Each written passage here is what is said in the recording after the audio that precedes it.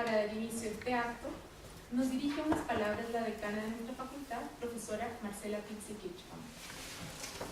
Para la Facultad de Arquitectura y Urbanismo de la Universidad de Chile es de relevancia culminar la conmemoración de los 30 años del Instituto de la Vivienda con la publicación Hacia dónde va la vivienda en Chile, nuevos desafíos en el hábitat residencial, resultado de más de un año de trabajo académico liderado por los integrantes de dicha unidad.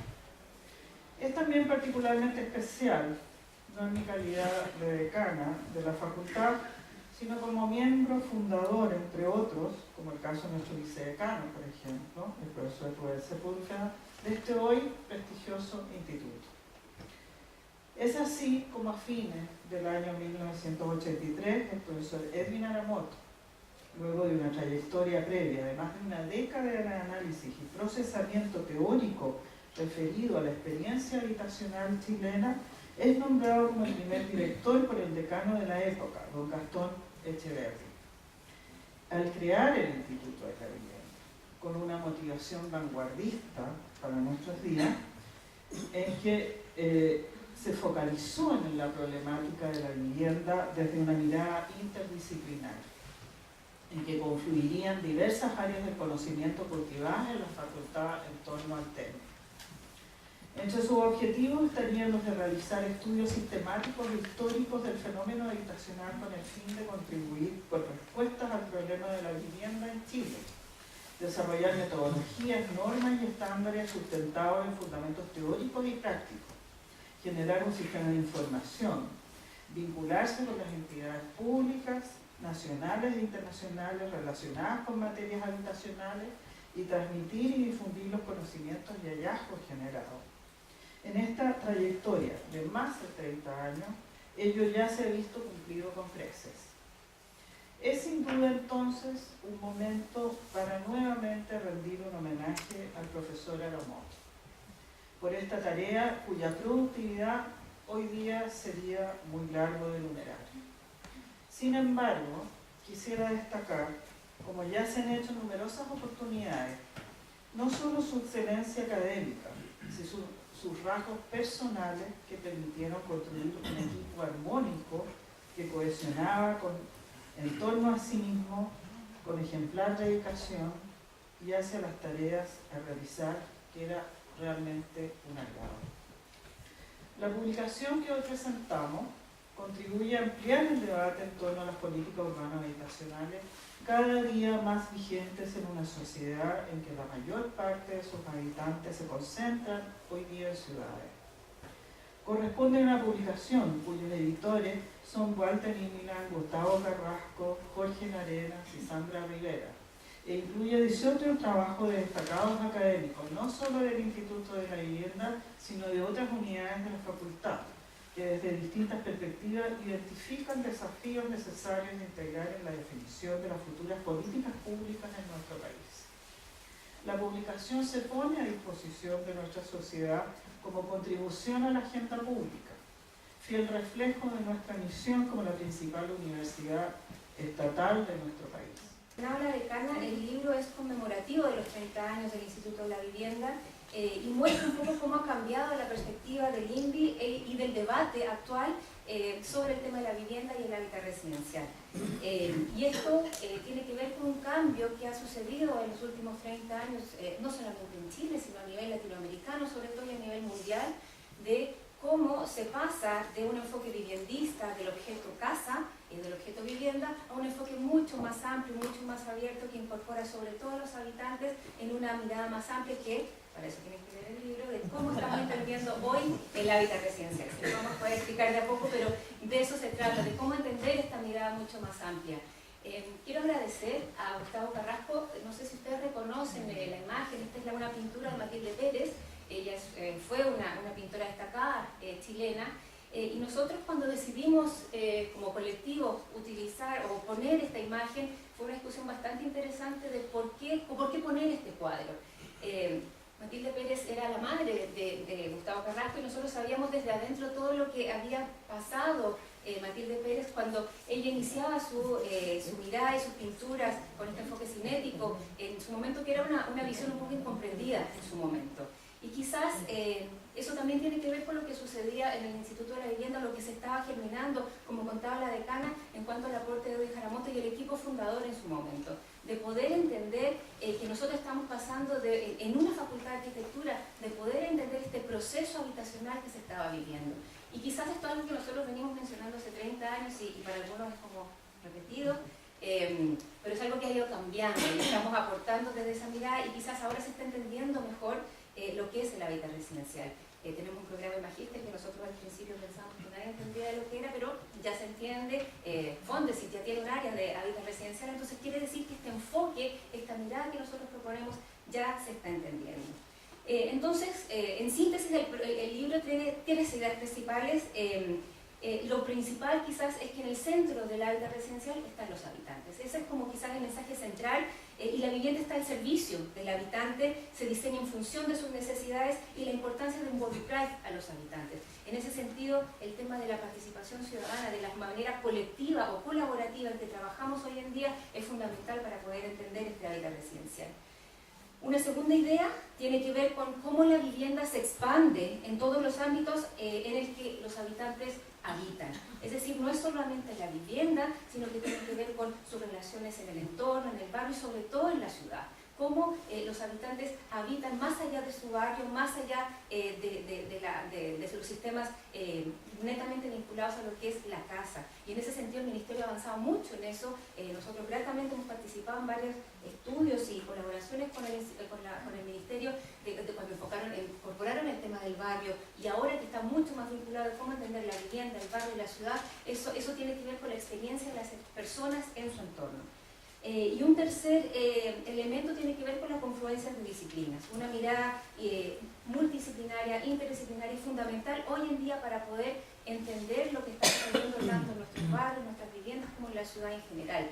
Y en eso para nosotros es muy importante. Esta facultad también intenta tener este enfoque tanto multidisciplinario como multiescalar para poder entender las problemáticas del habitar hoy en día. Entonces el libro recoge esos tres puntos principales, varios capítulos lo toman de manera distinta, y en ese sentido nosotros queremos plantear cómo la arquitectura central en nuestra facultad tiene y debe y entra ya en diálogo con otras disciplinas como la sociología, la antropología, el urbanismo, desde una mirada mucho más abierta en general. Sin duda alguna, hoy día se hace en un momento particular. Estamos iniciando un proceso de cambio de ciclo político en el país, vamos a tener una nueva elección y es un buen momento para hablar y debatir de aquellos temas que hacen la vida de las personas, que tienen que ver con el desarrollo del país y con las aspiraciones y los sueños de todos los chilenos. Y sin duda alguna las condiciones de vida, la vivienda, la ciudad y el espacio urbano es algo de aquello.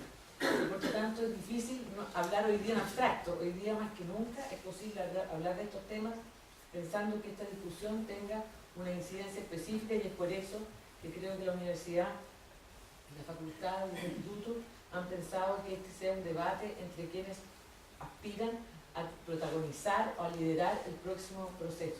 Y es esa voz la que yo creo que todos queremos escuchar y lo que es más interesante de este foro. Yo simplemente quiero plantear dos o tres reflexiones sobre lo que creo han sido las transformaciones que hemos logrado en este periodo y lo que desde nuestra humilde opinión creemos son desafíos del futuro. Yo creo que sin duda alguna hemos cumplido absolutamente la promesa que hicimos al asumir el gobierno de la presidenta Bachelet, que es que en materia de vivienda nos íbamos a promover, ampliar y diversificar el acceso a una vivienda adecuada. Y si lo pensamos desde el punto de vista de ampliar y lo miramos solo desde el punto de vista de las cifras, basta decir, aunque en este periodo, desde el punto de vista de los subsidios habitacionales, vamos a haber aumentado en cantidad de subsidios un 15% respecto del gobierno anterior. Pero si lo miramos respecto a la inversión, y por eso voy a hablar de cifras, es un 65%. Y por lo tanto, esa cifra o esa interpretación da una clara relación respecto de la importancia que le hemos dado a la calidad. O sea, la diferencia entre el 65% más de inversión y el 15% más de subsidios es lo que hemos invertido en mejorar los subsidios para mejorar la calidad de las viviendas y para que el resultado de esas viviendas sea más adecuado, más accesible. Pero el segundo tema importante era la promesa de diversificar. Yo creo que hace mucho tiempo que anhelamos que la vivienda social no sea la vivienda estigmatizada, igual de Arica Magallanes, y que represente la identidad, que se desarrolle con pertinencia, que aborde la metacridad del lugar. Y creo que hemos avanzado sustantivamente en eso, y hoy día los conjuntos habitacionales procuran un diseño mucho más pertinente. No estoy diciendo que lo hayamos logrado un 100%, pero creo que hoy día la evaluación de la pertinencia es algo que está presente. Sin embargo, creo que el principal logro respecto de la promesa que hicimos, y quizá el que parecía menos posible de cumplir, es que al final de nuestro periodo, 1/3 de las viviendas que se van a haber construido con subsidio del Estado están en proyectos de integración social. Y con eso hemos demostrado que no era cierto, que era imposible que la vivienda social fuera una vivienda integrada, que siempre la vivienda social tenía que ser una vivienda alejada de los centros urbanos, estigmatizada y simplemente agrupada con personas iguales. 1/3 de viviendas en proyectos de integración social viene a romper ese mito, pero también nos genera una tremenda responsabilidad respecto de cómo se va a procesar esa integración que se ha creado al interior de los conjuntos habitacionales, cómo va a perdurar y cómo la vamos a potenciar en el futuro. Creo que, sin duda alguna, los resultados de la CACEN 2015 son alentadores respecto a este esfuerzo, porque si tenemos por resultado que hemos disminuido el déficit cuantitativo en un 15% y que por primera vez bajamos el umbral de las 400.000 viviendas faltantes, quiere decir que tenemos que perseverar, y si perseveramos en materia de pertinencia, de calidad, de integración, estamos en lo cierto. Pero creo que no basta solamente eso, porque el tema de la inclusión era un tema relevante en la conversación y es un tema relevante hoy día en el mundo.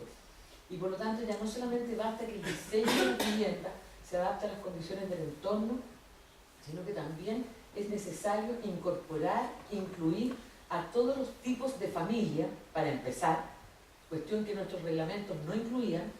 Por ejemplo, haber incluido a la unión civil como un estado civil que puede participar de los programas habitacionales, el incorporar en la adaptación de las viviendas a los adultos mayores o a las personas con capacidades diferentes, el tener medidas especiales para atender a las mujeres víctimas de violencia intrafamiliar o jefas de hogar o múltiples otros temas que vayan surgiendo, tiene que ver que las políticas hoy día deben incluir a la diversidad de personas, de familias, de credos y de formas de vida que hoy día tenemos en el país. Y se hace un esfuerzo simplemente por reconocer en los programas esta diversidad. Del mismo modo, por ejemplo, que haber bajado las barreras para acoger a los inmigrantes residentes en Chile como personas con derecho a tener un espacio dentro de la ciudad y dentro de la vivienda. Creo que en ese sentido hemos cumplido con la promesa, lo cual no significa que hayamos resuelto, por supuesto, el problema del país.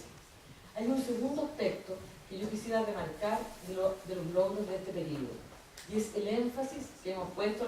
La Universidad de Chile ha sido nuestra principal aliada en halagar los frutos del programa Solidario, que es atender el déficit cualitativo partiendo de la base que en este caso la participación de las personas es fundamental y tenemos que ponernos estándares más exigentes para adecuar las viviendas a los estándares técnicos, a la superficie, al tema del equipamiento, etc. Y hemos puesto un énfasis infinito en la vivienda colectiva. Los condominios sociales hoy día son nuestro principal afán. Y por supuesto que las variedades de vivienda colectiva que existen en algunas ciudades como la región metropolitana o como el centro de Santiago, por los cité, nos ha significado también adecuar los programas a las necesidades de cada uno de estos sectores. Hoy día tenemos líneas especiales para atender desde los socavones de alto auspicio al tema de la certificación eléctrica y de gas en la región de Magallanes. Sin embargo, y aquí quiero decir que todo este esfuerzo requiere, a mi juicio, un impulso todavía muchísimo mayor. En materia de déficit cualitativo, hoy día tenemos una tremenda deuda en el país, y si podemos halagarnos al decir que hemos reducido el déficit cuantitativo en un 15%, no podemos decir lo mismo respecto al déficit cualitativo. Hemos bajado de una manera poco significativa y es necesario hacer un esfuerzo muchísimo mayor. Y en esa materia creo que los instrumentos que hoy día tenemos, que van desde el subsidio individual al subsidio colectivo, al programa de mejoramiento de barrio y al incipiente programa de regeneración de conjuntos habitacionales que hoy día estamos desarrollando, no son suficientes. Nosotros estamos convencidos, y este es otro desafío, absolutamente convencidos, que aquí sí que tenemos que generar instrumentos nuevos que permitan derechamente abordar los temas de regeneración urbana, de remodelación de áreas de la ciudad, de intervención territorial que permita generar mejores condiciones de habitabilidad, que permita desarrollar áreas de la ciudad y generar mix en cada una de ellas. El tercer tema que quisiera destacar como un logro, y también con su consecuente desafío, es que creo que durante este tiempo hemos valorado más que nunca y hemos trabajado más que nunca el tema de la intersectorialidad. La existencia de la Comisión Interministerial de Ministros de Ciudad, Vivienda y Territorio ha sido un espacio privilegiado para entender lo que estamos hablando acá. La vivienda no es aislada del entorno urbano, de la infraestructura, del territorio, de las decisiones que se toman en materia de transporte, de lo que ocurre en materia de descentralización, etc. Y ese espacio intersectorial, que no es fácil de conseguir al interior del gobierno, tiene desafíos mayores para el próximo periodo, que es el tema de la descentralización. Sin duda alguna no basta la intersectorialidad al interior del aparato público central, sino que requiere una representación y niveles importantes de expresión a nivel territorial. Y dentro de eso, creo que nuestra preocupación ha estado muy fuertemente en generar capacidades regionales. Hoy día la Política Nacional de Ordenamiento Territorial, la generación de planes regionales de infraestructura, la generación de disposiciones especiales para las áreas metropolitanas son temas que tenemos que abordar como desafíos de futuro, pero que hoy día tiene una base cierta en la existencia de una institucionalidad intersectorial que tiene competencias, que tiene atribuciones y que tiene roles para cumplir. Y eso se complementa, creo que, con otra instancia muchísimo más importante, que es la intersectorialidad y la representación de muchos actores que ha generado el Consejo Nacional de Desarrollo Urbano. Yo creo que ha sido una instancia privilegiada de diálogo entre el sector académico, las organizaciones sociales, el poder legislativo, el ejecutivo, la academia, etcétera, que nos ha permitido hoy día poner a la Política Nacional de Desarrollo Urbano como un norte efectivo y no simplemente como un documento que se centre en el tema. Sin embargo, creo que en esta materia tenemos algunos desafíos importantes que cumplir. Ya no basta que nos midamos por las recomendaciones del mejor hacer o del cómo avanzar. Y creo que aquí lo que hoy día estamos trabajando en el marco de la Comisión Nacional de Desarrollo Urbano, que es definir los estándares urbano-habitacionales por los cuales nos queremos medir como país y a los cuales queremos alcanzar, es la clave para darle a estas orientaciones políticas un marco regulatorio que nos permita directamente evaluar si estamos cerca o estamos lejos, saber cuánto tenemos que invertir, cuánto tenemos que hacer para que efectivamente los deseos, los sueños y los anhelos de equidad urbana, de acceso a la vivienda, sean reales y no solamente sean un deseo. Termino señalando que creo que tenemos un importante espacio en materia legislativa. Durante mucho tiempo creímos que no era posible y que era intocable llegar al Parlamento con temas como la equidad urbana, como modificar la ley general de urbanismo y construcciones, como abordar el tema del suelo. Y creo que en este periodo se ha demostrado porque hay una ciudadanía que ha planteado fuertemente los temas de inequidad urbana, porque han habido conflictos, desde los temas de Bajos de Mena al tema reciente de Estación Central, que han permitido que hoy día tengamos una agenda legislativa que nos haya permitido aprobar la ley de aporte al espacio público, que es un cambio, pero de verdad es de la mayor relevancia en la forma en que nos planteamos el desarrollo de la ciudad y el desarrollo inmobiliario, que hoy día estemos terminando la tramitación de una ley de mercado de suelo, que por primera vez se plantea incentivos, pero también impuestos a la renta del suelo. Creo que hemos podido resolver, por ejemplo, el tema de las caducidades, de las afectaciones al espacio público como una de las primeras normas. Por lo tanto, creo, y con esto termino, que si bien hemos tenido avances en este periodo, nos queda un largo camino por recorrer.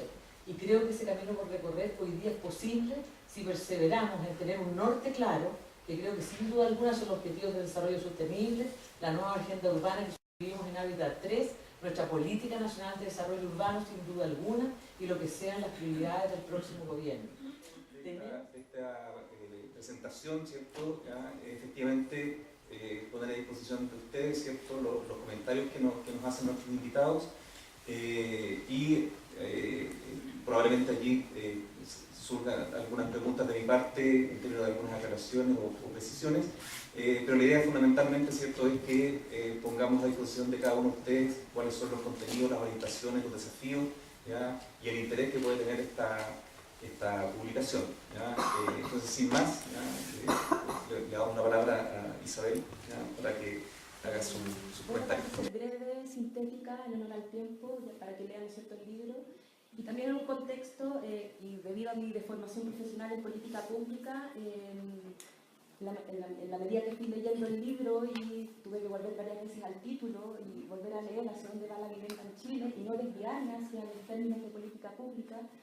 Y de alguna manera lo que voy a comentar, de los 5 puntos, básicamente están referidos a temas de la discusión de agenda pública hoy día. Y en ese sentido presentar algunos insumos en algunas comisiones programáticas que se están llevando, ¿no es cierto?, en distintos partidos, comisiones de ciudad y territorio, ¿ya?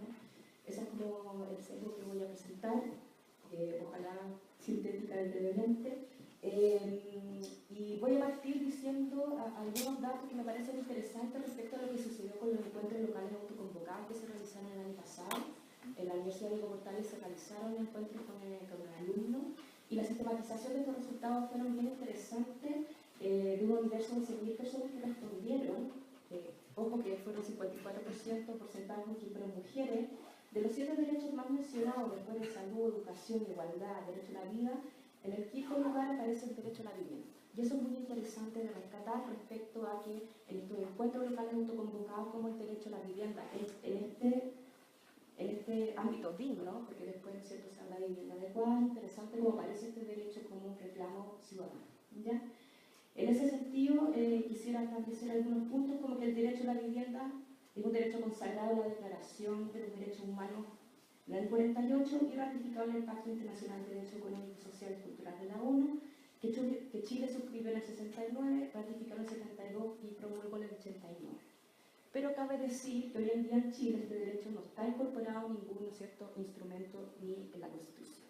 Entonces, en ese sentido, y en un contexto, como decía la ministra, de cambio político, debemos, ¿no es cierto?, continuar con la discusión constitucional e incluir, ¿no es cierto?, los temas de derecho a la ciudad y derecho a la vivienda, ya sea digno, adecuado, de manera sustancial, ¿ya? En ese sentido, y diciendo esto para partir, voy a enfocar en 5 temas que me parecieron relevantes en el contexto de formulación de política pública y que pueden ser un insumo para este momento. Los temas de la dimensión social del hábitat residencial, la planificación territorial en un contexto de desastre, desarrollo urbano, vivienda, mercado de suelo, movilidad y la participación. Ya creo que son insumos que de alguna manera, de manera integral, ¿no es cierto?, pueden darnos una idea general respecto a la elaboración del hábitat residencial. Y pido mil disculpas los temas que se me quedaron fuera, que son muy interdisciplinares, muy complejos, y cada uno, ¿no es cierto?, en sí mismo ya es no solo un magíster, sino que un doctorado, y es difícil incluirlo, ¿no es cierto?, en esta presentación. En el término de la dimensión social en la política habitacional, en la elaboración, en la producción del hábitat residencial, es interesante el documento que propone la incorporación del concepto de cohesión social en la discusión del hábitat residencial como un concepto articulador de la intervención física y de la intervención sociocultural. ¿No es cierto? Este autor plantea que la articulación de lo territorial y lo social, en atención al ejercicio de la ciudadanía, que ese concepto es bien interesante, cómo nosotros construimos ciudadanía a partir de estos procesos, ¿no es cierto?, debe ser el bien último y producto central que debe buscar el Estado, ¿no es cierto? Y es necesario hoy en día incorporar la concepción de cohesión social, ¿no es cierto?, en la elaboración de política habitacional y hábitat residencial. En ese sentido, los capítulos que se refieren a los temas de demandas de viviendas indígenas en los pueblos originarios mapuche, es interesante ver una luz de esperanza en ese sentido, porque los pueblos originarios de alguna manera, con su narrativa, ¿no es cierto?, apoyan 2 conceptos que de alguna manera podrían dar alguna de estas respuestas, que tiene que ver con la noción de comunidad y del territorio ancestral, que ellos no lo disocian. Ya en ese sentido también es interesante los trabajos que se presentan respecto a este tema y a esta demanda, específicamente porque esta demanda específica puede promover en política habitacional específica otros modelos de propiedad, no solamente propiedad bajo la variable de subsidio, ¿no es cierto?, sino que propiedades de arrendamiento, cooperativas, ¿no es cierto?, nuevas formas de asociatividad y mediante un proceso de fortalecimiento de las comunidades. En ese sentido, estos documentos que plantean la problemática de los pueblos originarios presentan unos nuevos debates respecto a la disputa de los nuevos modelos de producción de vivienda, y eso en ese sentido es muy interesante, ¿ya? Otro tema que me gustaría tocar es respecto a los temas de planificación territorial, ¿ya? Sobre todo hay muchos artículos que se refieren a los temas de post-desastre. En ese sentido, nuestro país, desde, ¿no es cierto?, desde tiempos ancestrales, la colonia, ¿no es cierto?, nosotros hemos construido, reconstruido, nos inundamos, nos quemamos, terremoteamos, etcétera, etcétera. Entonces, en nuestro ADN están los temas de la reconstrucción.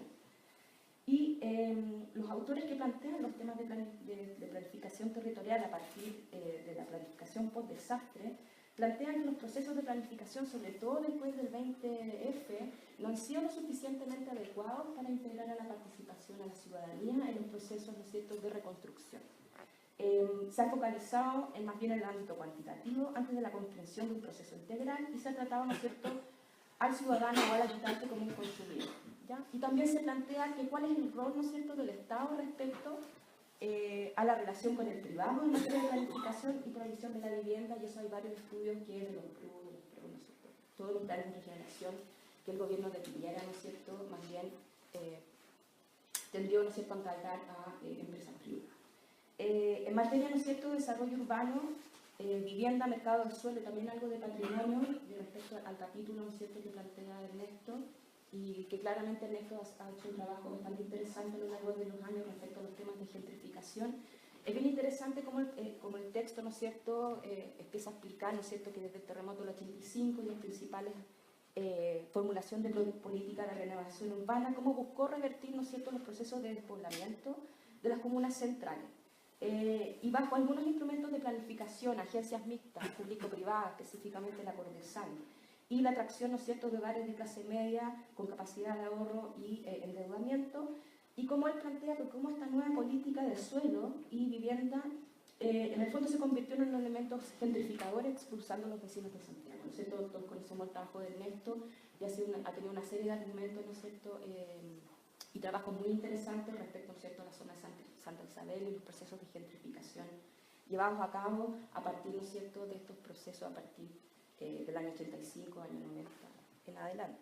Y en ese sentido, en el contexto de la discusión pública de elaboración de política urbana, yo quería rescatar algunas propuestas que, aunque el texto del año 2015 también es bastante evocador respecto a lo que se está discutiendo hoy en día en las comisiones programáticas. Por ejemplo, las competencias supramunicipales, ¿no es cierto?, cómo, ¿no es cierto?, dar potestades, ¿no es cierto?, más bien a un ámbito regional respecto a cómo operar sobre el suelo para evitar la exclusión y fijar estándares de integración social que aprovechen las centralidades y el equipamiento. En ese sentido, ¿no es cierto?, fortalecer las áreas metropolitanas de interés social. También en esto plantea, ¿no es cierto?, la discusión sobre el Estado chileno, el rol social y retomar el rol constructor del Estado mediante, ¿no es cierto?, la incorporación de agencias inmobiliarias estatales y municipales y, por supuesto, ¿no es cierto?, la demanda de la recuperación de plusvalías de suelo, ¿no es cierto?, a través de impuestos a la renta para refinanciar vivienda, ¿no es cierto?, en suelo central, ¿ya? En ese sentido, y yendo al capítulo de movilidad, me pareció también muy interesante, y agradezco el trabajo también de Paola Girón, porque respecto a la visión de movilidad, respecto al ámbito residencial, ¿no es cierto?, es muy ilustrador, y no solamente en el ámbito de la política habitacional, sino que tiene perspectiva de que uno podría, ¿no es cierto?, implementar en varias políticas de carácter social. Bueno, habla mucho del giro de la movilidad y cómo este giro de la movilidad ha hecho que el urbanismo también tenga que reconceptualizarse respecto a algunos temas. Y sobre todo porque ella plantea un término que no lo vi mucho en el texto y creo que habría que darle una vuelta para retomar lo que son los términos de calidad de vida. Y respecto a cómo el estudio de esta experiencia cotidiana, de los movimientos cotidianos, se puede, ¿no es cierto?, comprender de mejor manera los aspectos de calidad de vida. En ese sentido, ¿no es cierto?, el estudio de la movilidad y cómo las personas se desplazan cotidianamente se relaciona al habitante con el territorio y su significancia. Y eso me pareció muy interesante en el sentido de que involucra, ¿no es cierto?, en este estudio un enfoque de movilidad que no solamente relaciona el hábitat y los habitantes y su hábitat, sino que este habitante no es neutro. Entonces, en este estudio de esta cotidianidad, desde la movilidad surgen distintas preguntas, como quiénes, con quién, cómo habitar, entre otros. Y en el fondo aquí se empiezan a cuestionar otras preguntas que tienen que ver con las miradas de género y diversidad que diferencian roles, necesidades y estrategias del hábitat. Entonces, en ese sentido, me parece que la visión de movilidad respecto al hábitat residencial, que incorpora esta visión más bien inclusiva de géneros, no solamente se puede aplicar al hábitat residencial, sino que a otras políticas.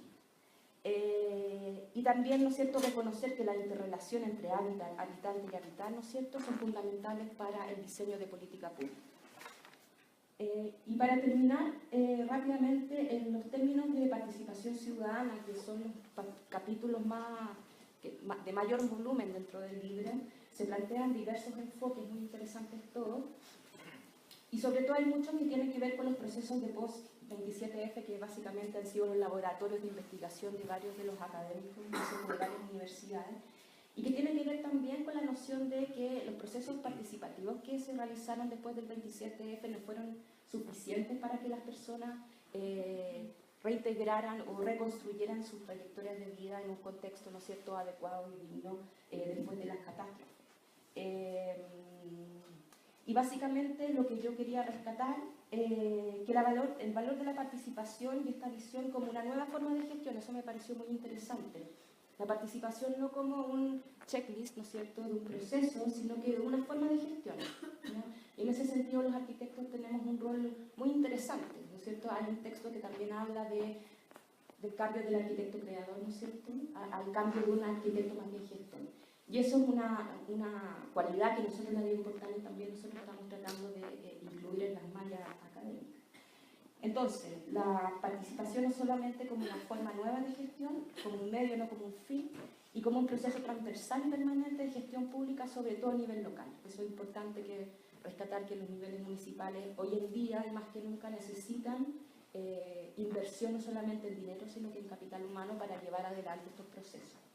Y para terminar, me pareció muy interesante el incorporar el enfoque colaborativo. Yo creo que el término participación ya está un poco agotado, ya que involucrar, ¿no es cierto?, incorporar la noción colaborativa y colectiva de los procesos de producción del hábitat residencial. Y para terminar, solamente decir que hacia dónde va la vivienda en Chile, yo creo que esto se podría resolver, volviendo al tema de la discusión, sobre todo constitucional respecto al derecho a la ciudad, y sobre todo la noción del cambio de perspectiva de la propiedad de la vivienda y ampliarlo y ver estos sistemas de tenencia. Yo creo que los temas de sistemas de arriendo, sobre todo en zonas centrales, instrumentos más flexibles, instrumentos más diversos que puedan, ¿no es cierto?, abarcar toda la diversidad de familias, personas, comunidades y territorios.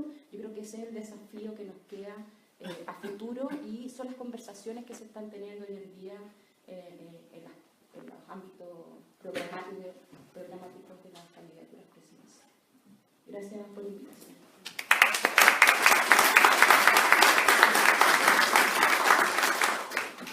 Bien, muchas gracias Isabel por tu precisa y sintética, ¿cierto?, descripción de parte importante de los contenidos del libro y por las reflexiones que de allí emanan. Ernesto.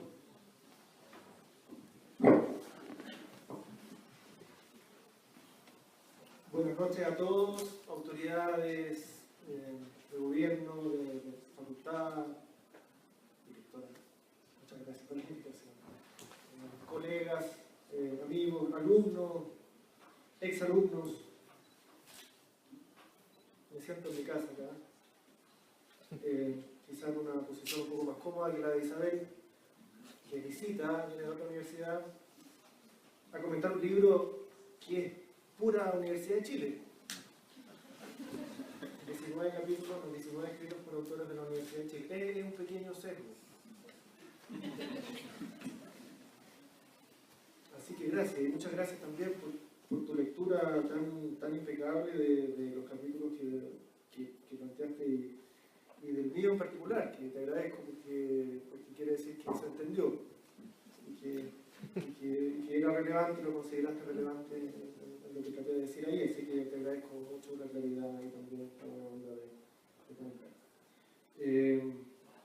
Bueno, para mí es un honor estar acá, en realidad, y no me lo esperaba, porque yo creo que podría haber estado aquí cualquiera de los 19 autores, o más de los 19 autores, porque hay colaboraciones en los capítulos, y merecían haber estado acá comentando.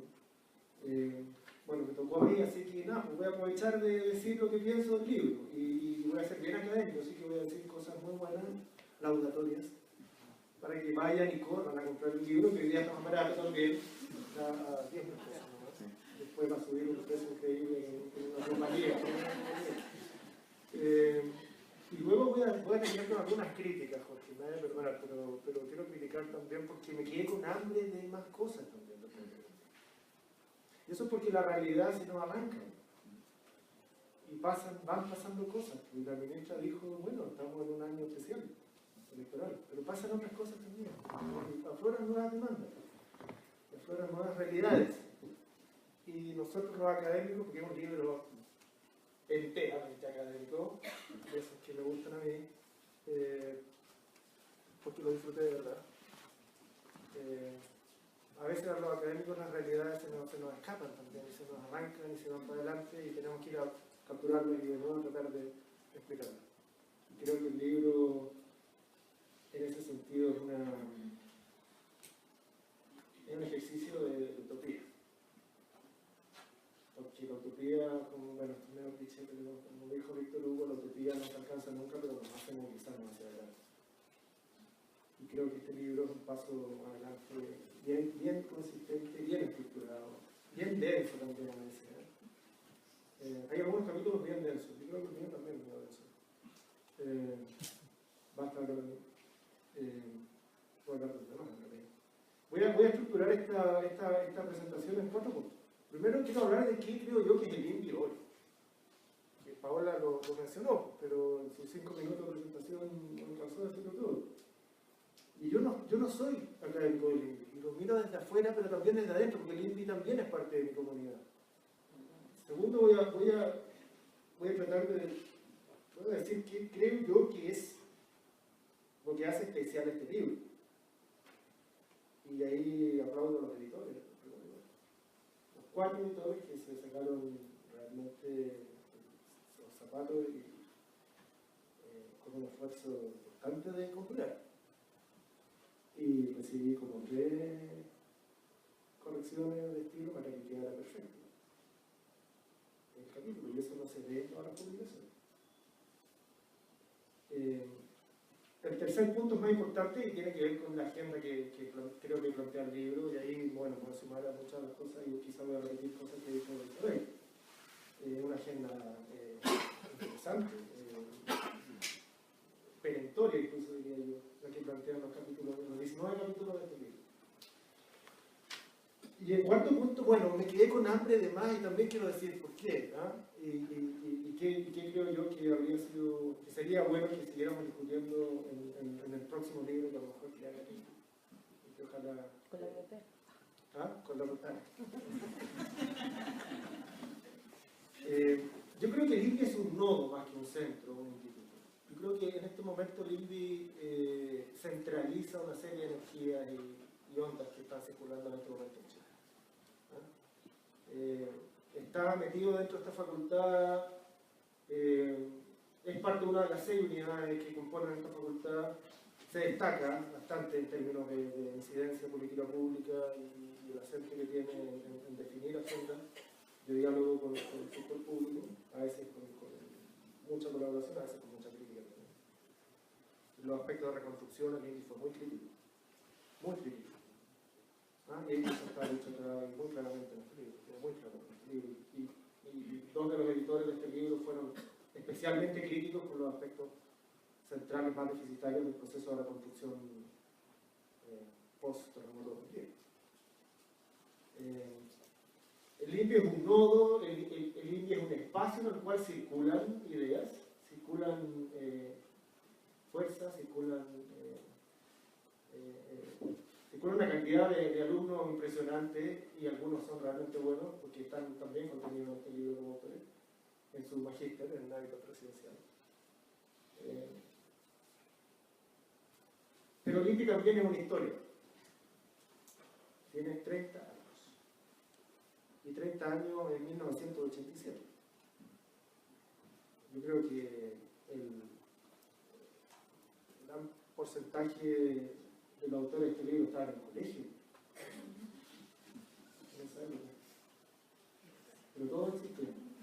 Y todos nos acordamos.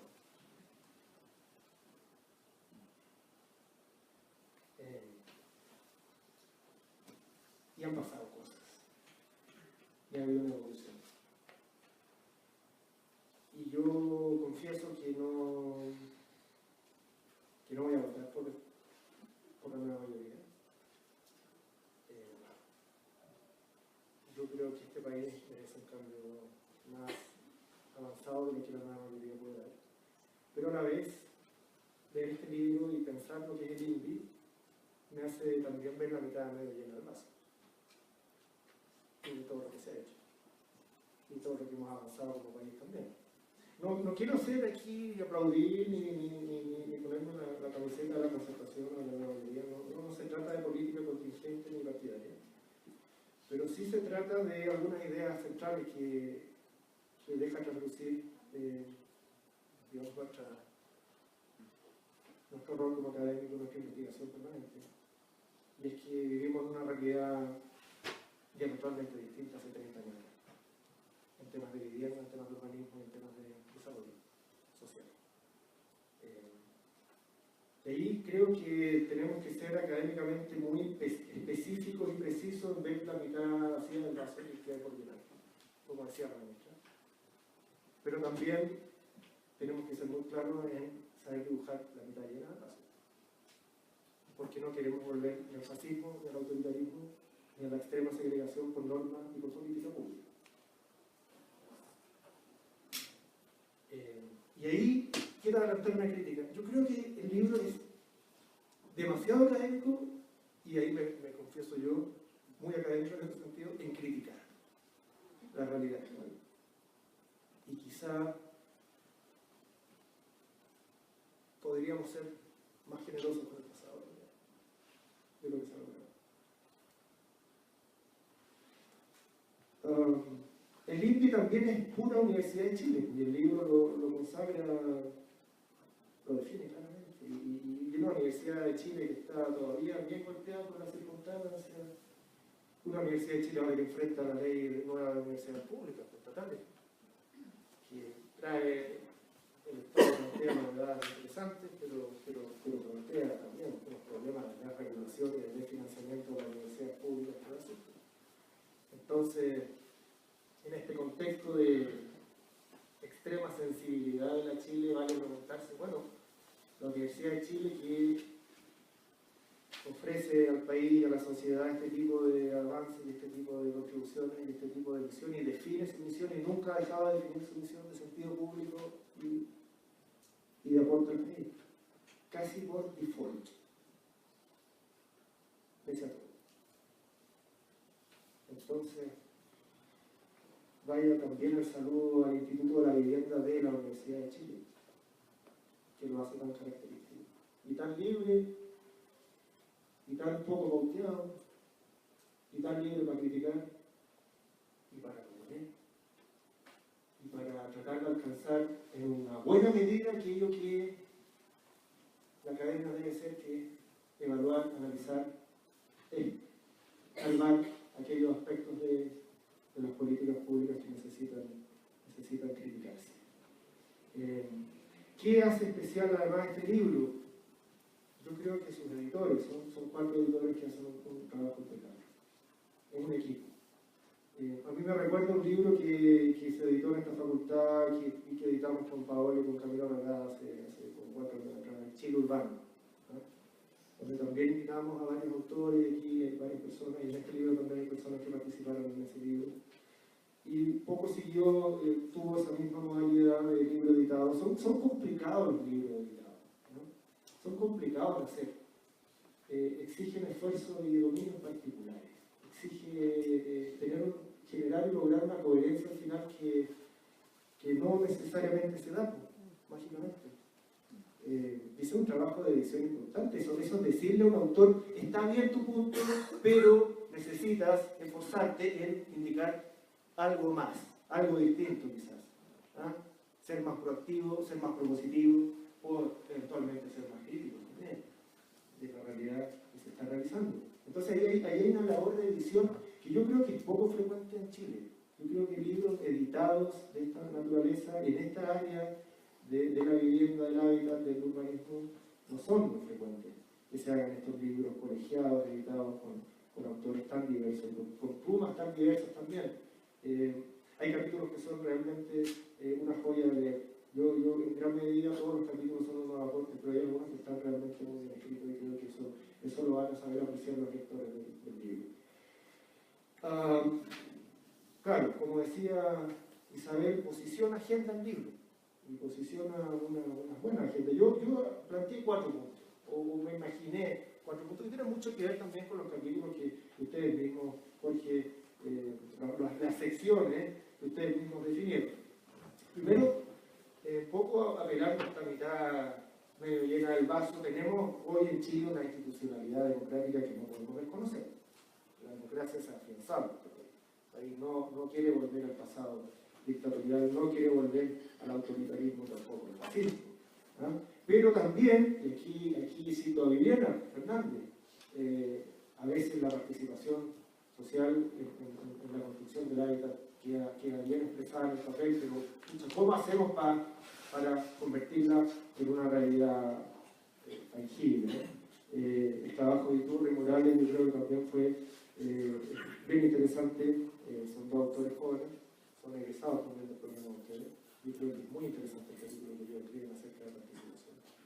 Una participación efectiva en el diseño de la vivienda, cómo se debe diseñar de una manera participativa, es algo que siempre es importante ir refrescando la literatura al respecto.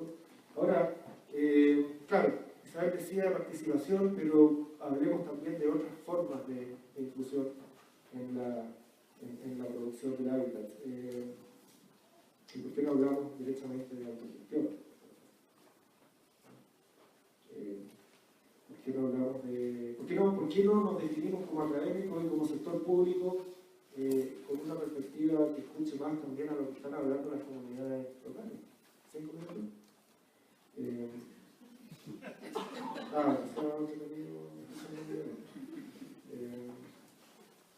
Bueno, está Doris González acá, que es dirigente del movimiento Tomado. Creo que es uno de los ejemplos más interesantes que ha habido últimamente en procesos de autogestión de vivienda, generando, estamos hablando de un proyecto que se localiza a 3 minutos del metro y a 10 minutos de lo que es vertical de estación central, con un grado de densidad que 10 veces menor y que incluye a 425 familias en un predio de 3 hectáreas. O sea, yo realmente creo que tenemos que aprender, y este libro me invitación a eso también, a escuchar lo que está floreciendo en nuestro país, y florecen flores y a veces no las escuchamos, no las vemos, no las sopesamos. ¿Y qué falta para que se empiece a construir ese proyecto? De que el subsidio se hizo en 2013, se dio en 2013, pero no a toda la familia, y que hay un enredo ahí de subsidio. Pero si fueron a la oficina de Fernando Castillo Velasco y el proyecto es increíble. Lo hemos exhibido acá y los alumnos lo estudian como un ejemplo de lo que tiene que ser una vivienda social. Segundo punto. Yo creo que la desigualdad socioespacial todavía es muy cotidiana. La tenemos demasiado analizada en todos los aspectos de nuestra vida y de nuestra habla. A mí me gustó mucho el trabajo de Marín, el autor. Es joven también, ¿no? Sí. Está acá. Me gustó mucho. Habla de cohesión.